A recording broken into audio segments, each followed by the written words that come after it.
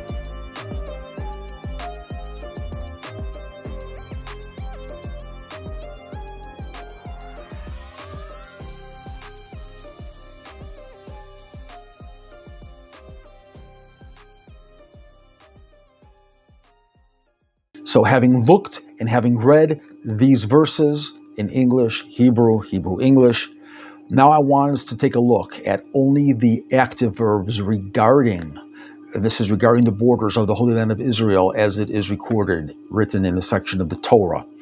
These are the verbs. We have the word v'nasav, v'avar, v'yatsa, v'nasav, tita'u again, v'yatsa, v'hit avitem, v'yarad, umacha, v'yarad. These are the words that we have actively. Now, the gematria of these active verbs is 3,709, which is the same gematria as the pasuk.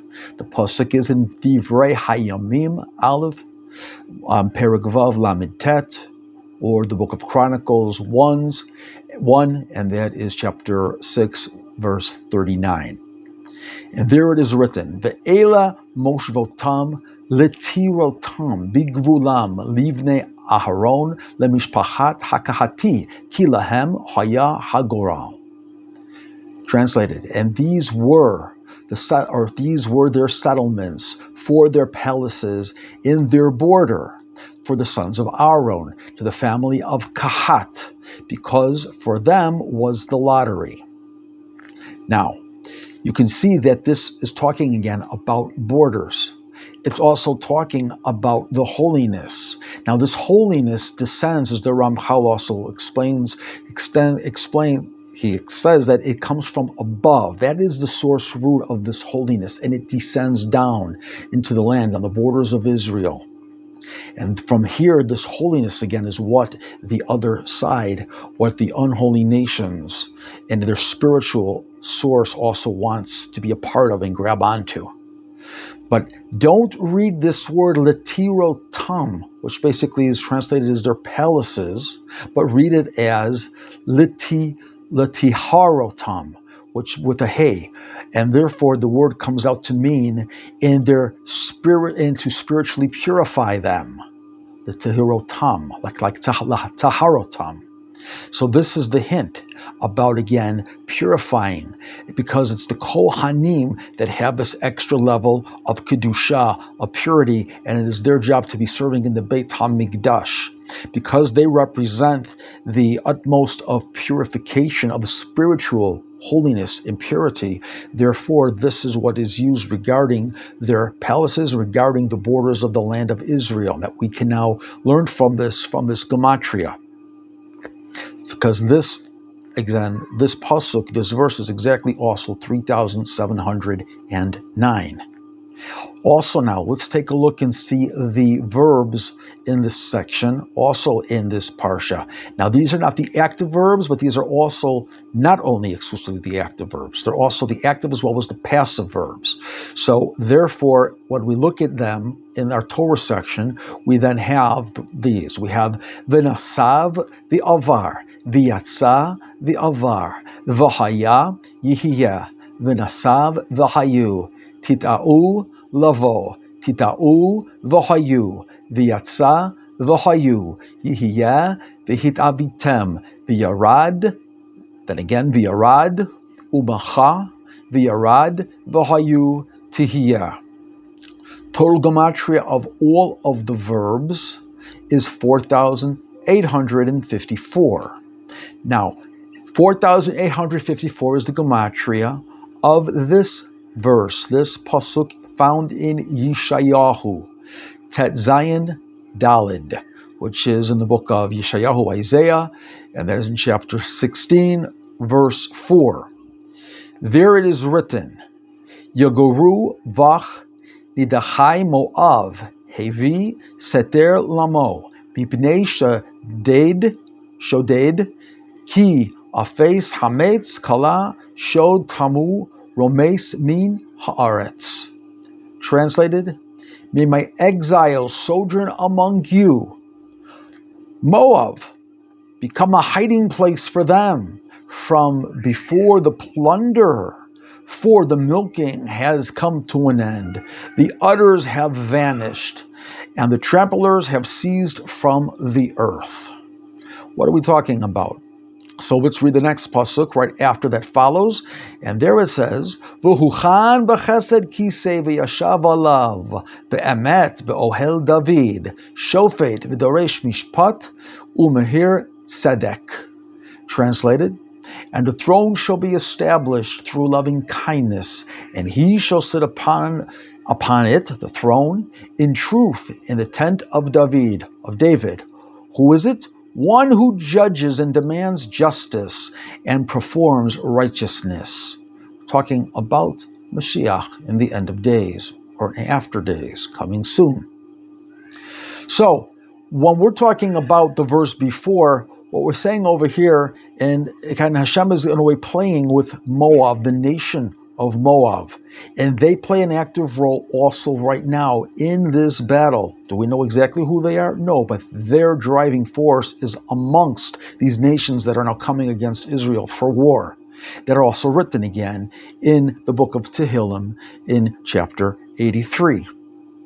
So he's saying is, okay, let my exiles come among you in the time, be a hiding place for them. But know this, that there's going to be a destruction. The plunderer is coming. All of your glory, all of your wealth, whatever you've had before, it's coming to an end. You're nurturing. The udders have vanished. Your sources are going to dry up. Whether it's going to be a political, sanctions, but however it's going to be manifested, this is what it's alluding to over here. And it also says the tramplers have ceased from the earth, which is actually referring to Moab, who wants to trample upon the earth, take over, especially in the Holy Land of Israel. So this is what it's referring to. And this is why this shares the same gematria of our active and passive verbs in our psukim and the verses regarding the borders of the land, because they want to come now and invade the land of Israel. This is the power and the nations intermixed that represent the powers of Moab. And Hashem is saying, it's not going to happen. So this is the covenant that we have to have. Though they're going to try, they will not succeed, of course. Now let's take a look a little deeper now in the second pasuk that followed after this one, which is talking again about the throne. So let's explore the gematria of these words also. And we're talking about what it says, V'yashav olav be'emet be'ohel David. Translated again, he shall sit upon it in truth in the tent of David. So we have the gematria is equal to 929. 929 is the gematria. It's a secret because the gematria is hasod b'shivim nefesh. Translates again, meaning that it is the secret of within 70 or in 70 nefesh.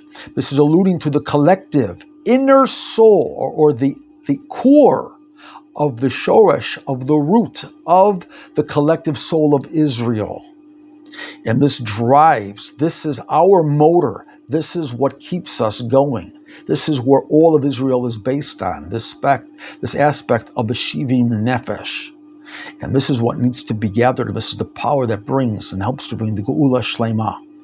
So see now also the gematria of the words, Be'emet be'ohel David. In truth, in the tent of Dovid. This gematria equals 496, which is the gematria of Malchut, which is this physical manifestation of this world, or the Malchut de Malchut, according to the Sfirot, which represents the lowest of the Sfirot. And this is the kingdom. This is the kingdom of Hashem. So in truth is the tent of David, and this gives a hint to, again, the Sukkah David Hanofalat that has fallen. Hashem will yakim lanu, Hashem will raise the Sukkah, will raise it. And this is what this is a hint to, that the power of David, the power of the land, the power of the Holy Land that will spread out to all the rest of the world eventually will manifest the true kingdom of Hashem before our eyes. And this gematria is 496 when you add the kolel of 1, because it takes a little effort to do this. And this is the effort that we all need to put in.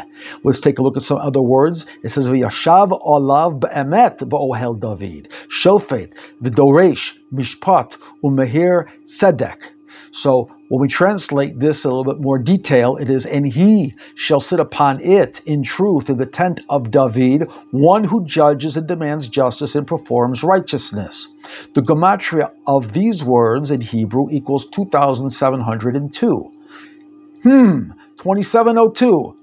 Now, this is the same gematria, the very first pasuk of the Torah, which is 2701, but with the kolel added, making it 2702. The very first pasuk of the Torah, if you know, in the beginning, Hashem created the heavens and the earth. Bereshit bara Elohim et hashamayim v'et haaretz.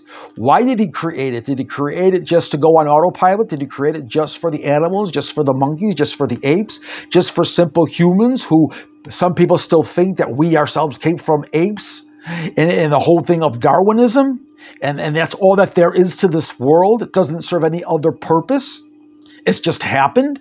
Of course not. That's not the case at all. It served for a definite purpose.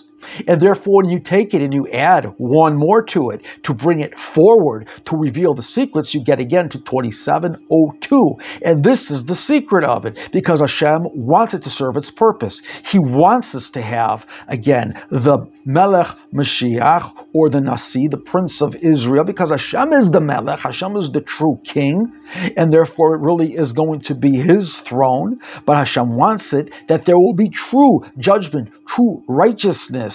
And this is what Hashem wants. So therefore, let's take a look at another verse as well too. And this is in the book of Divrei Hayamim, again, the book of Chronicles 1:29-25, or Chavtet, verse or pasuk Chav Hey.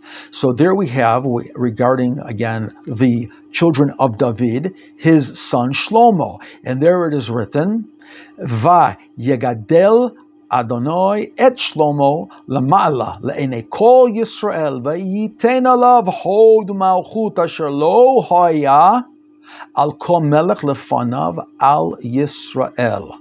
Translates, and Hashem made Shlomo exceedingly great before the eyes of all of Israel, and he bestowed upon him such regal majesty as had never been upon any other king before over Israel. That again is the simple explanation of it. Now see the words, Vayitain alav hod malchut asher lo haya al kol melech lefanav al Yisrael. He bestowed upon him such regal majesty as never been upon any king before him over Israel. Gematria of those words equal exactly again 2,702, 2702. Because this is the goal. This is the job. Now, I want to go over just one more secret. I'm not going to elaborate on this now, but I will have made videos on this before, I believe. I did make. And if I didn't, I will make another series on this. It says over there, Vayiten alav hod malchut. The word hod over here is another sphera. The word hod is what's giving us a hint, lefi drash, and sod, which is that which rectifies this world of Olam Tikkun, of this period of our 6,000 years. The rectification of this world comes through Hod, and this is why it's Hod Malchut over here. And that comes from the secret of the words there of Shlomo, which is Shel Ma, of the 45 name of Hashem. So those who are familiar with the esoteric, this is what you need to concentrate on. and I will be able to be in contact, if you like, with you on more of these secrets, God willing, later on. I'm just summarizing part of this up, and we're going to then see the last part of these words again. Shofet v'doresh bishpat u'meher tzedek. The judge who searches, investigates all aspects of the law to be sure of correct justice, thus bestowing and ensuring righteousness for all of humanity. This is the real true meaning of what Hashem wants and what the job is of Mashiach to do, to make sure there's the righteousness, to make sure that the connection of Hashem is there and His presence is with us, because it dwells in holiness, it dwells in righteous judgment. We'll continue more on this subject later on. Everybody, daven and pray for Israel, stand firm, and use these kavanot of securing our land of Israel during our challenging times right now. Thank you again.